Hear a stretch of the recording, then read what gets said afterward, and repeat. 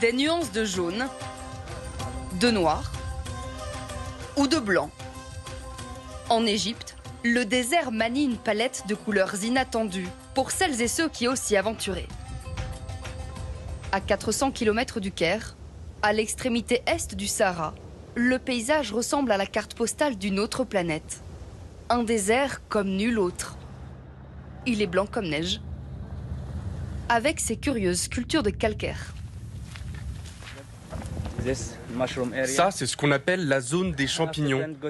Plus loin, les pierres ressemblent à des poulets, des chevaux, des chiens, toutes sortes d'animaux.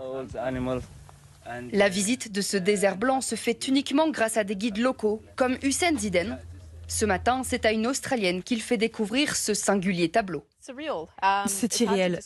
C'est difficile à décrire. On déconnecte vraiment du monde, d'une certaine façon. C'est une autre réalité. Cette famille de Haute-Savoie se prend au jeu des ressemblances. Là, on dirait une tête. La tête avec le profil, la bouche, tête de Cléopâtre. C'est très joli, il y a plein de formes. On voit ça nulle part ailleurs.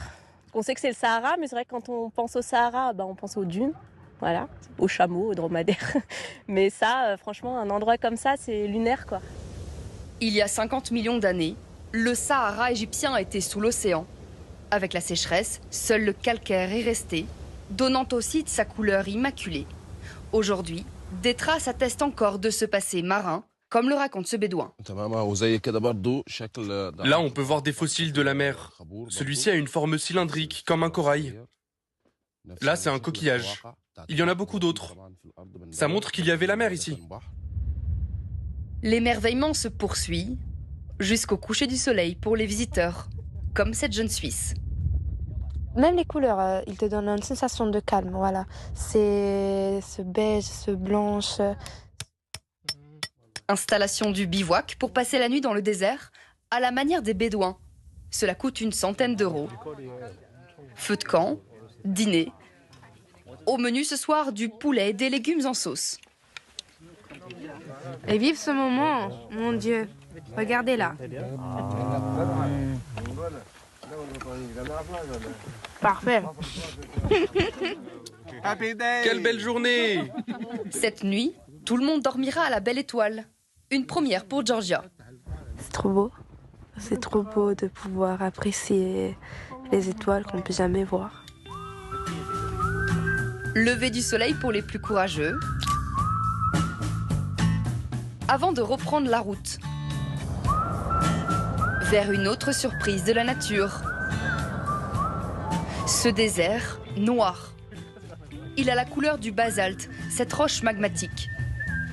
Car ces petites montagnes sont d'anciens volcans, là encore d'un lointain passé de l'Égypte. Ça, c'est des restes de la lave refroidie, composés de fer et de basalte. Et si on les casse comme ça, regardez, on voit que ça brille. Les couleurs sont très contrastées, entre le jaune et le noir. C'est tape à l'œil. On dirait que des extraterrestres vont débarquer.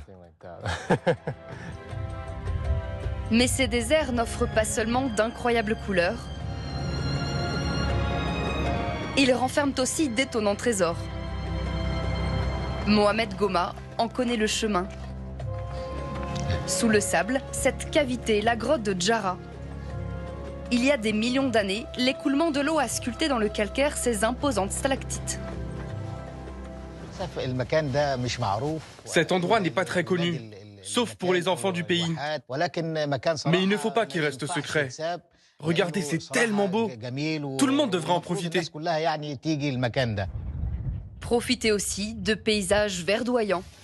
L'eau est ici présente sous le sable et donne vie à de fertiles oasis. Saad Aboubakar, 80 ans, y a passé toute sa vie. Il cultive ses terres grâce à un système d'irrigation partagé par les 5 familles du village. L'eau est puisée à 100 mètres de profondeur. Nous, on n'a pas accès à l'eau du Nil. C'est grâce à ce puits qu'on en a. Ah, voilà, ça arrive. Sans ça, il n'y a pas de vie. Juste à côté du village, cette écolodge. Un hébergement touristique soucieux de la préservation de l'environnement et de l'harmonie des couleurs. Les constructions de notre hôtel sont issues de matériaux naturels, notamment cette terre-là. Il ne faut pas qu'il fasse tache dans l'environnement où on est. Comme ça, les touristes arrivent dans un cadre typique et agréable à regarder. 20 chambres à partir de 90 € la nuit.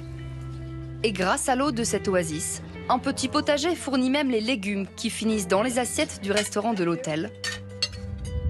Loin d'une image monotone, la couleur du désert se conjugue au pluriel en Égypte.